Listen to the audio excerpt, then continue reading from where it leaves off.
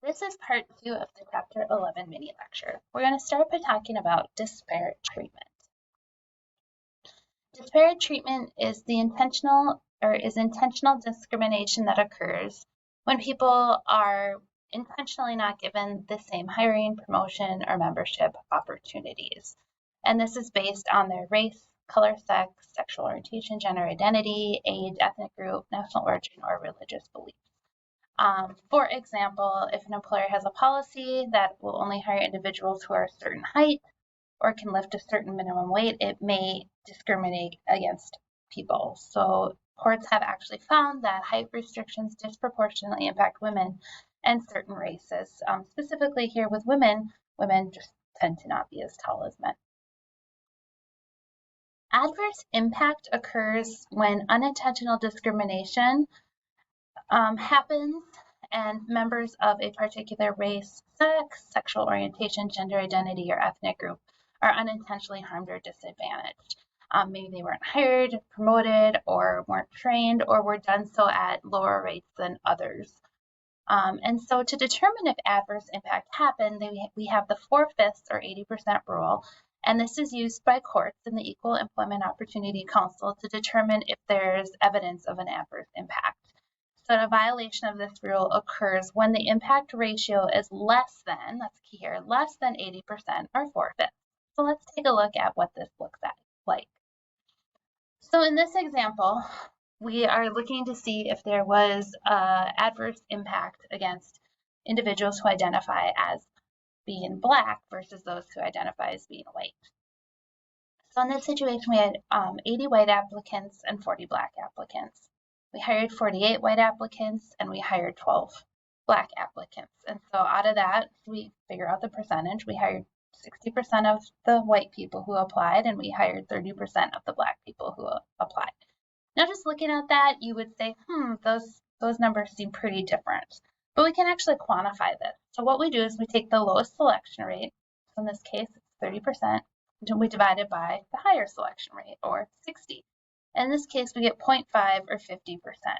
Now, 50% is less than 80%, and therefore, in this example, there was an adverse impact against people who identified as Black in terms of hiring. Sexual harassment is discrimination in which unwelcome sexual advances, requests for sexual favors, or other verbal or physical conduct of a sexual nature occurs while performing one's work. Quid pro quo sexual harassment is a form of sexual harassment where somebody has employment outcomes like hiring, promotion, or just keeping their job based on whether they submit to that sort of sexual harassment, basically whether they allow it to happen. And a hostile work environment occurs when an unwelcome or demeaning sexually related behavior creates an offensive or intimidating or just a really unwelcome work environment. Let's start by looking at recruiting next. So recruiting is the process of really trying to develop qualified job applicants. In the recruiting process, we conduct a job analysis to look for information that is important to the work-related aspects of a job.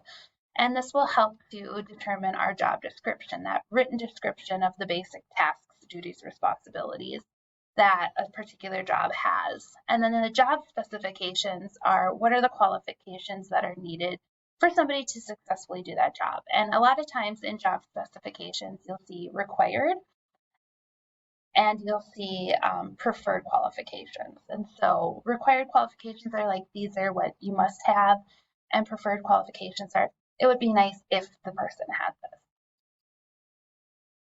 Recruiting can be done a couple ways, and it's also legal to do this. You can do internal recruiting, where you develop a pool of qualified applicants who already work for the company. Some companies will recruit internally before they go and recruit externally. And external recruiting is when you find people who might be qualified for a job from outside the company. All right, the next portion of HR is selection and validation. So selection is choosing who's who we want to offer a job to, basically. Validation is determining how well they might do the job. So really predicting job performance. And then also in the selection process, people fill out applications. They have resumes, cover letters, transcripts, references, all these things. And a lot of companies use human resource information systems or computer software to gather, analyze, store, and disseminate this information. Some of these HRIS systems will actually pre-screen individuals. So this can help with making the selection process easier. But it does have some downfalls. I know that sometimes people get good qualified applicants don't make the cut because the HRIS system didn't see something. So use them with caution. References are when a potential job candidate provides individuals from previous employers or coworkers or teachers or coaches, etc., who can provide job-related information about job candidates. A lot of times, especially depending on the type of job, employers may do a background check to make sure that the person they're thinking of hiring is telling them the truth, or to uncover any negative aspects of that individual that they may be hiding. They may also ask job candidates to do selection tests, so aptitude tests, ability tests, biodata tests, personality tests, work sample tests. They might have them do role plays, small groups, etc. You can read more about these. But I personally have had these done. They can be a good way to assess whether someone would be a good fit. But again, everything has its pros and cons. Obviously, interviews are done to ask applicants job-related questions to determine if they're qualified. There's two types of interviews that can be done. One's an unstructured interview where the person doing the interviewer asks the job candidate just questions as they kind of think of them, anything that they really are thinking, versus a structured interview in which all applicants are asked the same set of standardized questions. I personally like structured interviews because I think it evens the playing field and helps you to better assess multiple candidates. There are also illegal questions or topics to avoid, asking about children, family, age, disability, physical characteristics, any lawsuits, arrest records, genetic information, religion, whether they smoke, do they have any diseases, etc. And you want to avoid these, and many of them are actually illegal. Right. Another aspect of HR is training. In training, we want to develop our workforce. We want to develop their skills, experience, and knowledge to help them to either perform their jobs or improve their performance. When doing training, we want to do a needs assessment to identify what learning needs to occur. And then to provide that training. And that training can be provided in a variety of different ways. It can be done through videos, it can be done through workshops, it can be done through formal training. There's just a lot of ways to provide training. Another job of HR is performance appraisals, which are just evaluating employees on how they do their job. These can be used to make administrative decisions, help provide feedback to further develop employees, evaluate human resource programs, document ratings and decisions. It can also be used for pay increases, etc. 360-degree feedback is a appraisal mechanism in which feedback is obtained from different levels throughout the organization, so superiors, subordinates, peers, coworkers, and the employee themselves. And it's really, it's like it says, it's a full circle evaluation, and it's gathering information from a variety of places. Compensation is also an important issue in human resources. And so these are financial and non-financial rewards. And compensation issues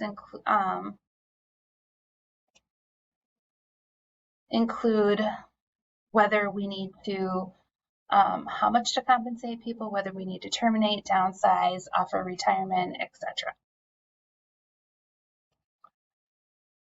Some compensation decisions include what level the job is at, how much other jobs, similar jobs, are paying. Sometimes we'll have pay levels. We'll have maybe a range, and that in which that pay level will pay, and the pay structure based on a specific employee's work and experience. There's different ways to pay. The most common are hourly or salary, but there's also piecework, commission, profit sharing, employee stock options, bonuses. There's a variety of different ways you can pay individuals. And it should also be noted that compensation doesn't just include how much you make per hour, your salary, but it also includes the benefit package. Sometimes we need to terminate employees. This is also a role of HR. In most situations, we should not consider terminating employees as a first option. We should give employees ample warning. We should give them feedback to allow them to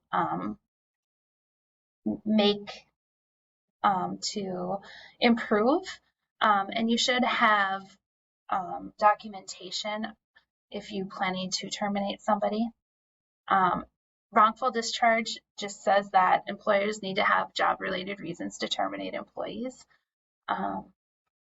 Sometimes companies will downsize, and this is planned elimination of jobs. It's usually because a company is not performing well or is having financial struggles. And a lot of times a severance package will be offered. People also retire. Sometimes when a company is not financially doing well, they'll do an early retirement incentive program that offers financial benefits to employees to encourage them to retire early. Or we'll do phase retirement where people can kind of phase out how much they're working. Go down to 75, then 50, then 25, then fully retired. Employee turnover is another concept we need to be aware of. This is the loss of employees who voluntarily choose to leave the company. There's functional turnover, which is just natural voluntary turnover. People leave, people get different jobs, people choose to exit the workforce, people retire. That's functional turnover. Dysfunctional turnover is when we have a really high percentage of turnover and people are voluntarily leaving a company because there are issues in the workplace. All right, that is the second half of Chapter 11 on Human Resource Management. Covered a lot in this chapter, and if you have any questions, I encourage you to contact me. Thanks.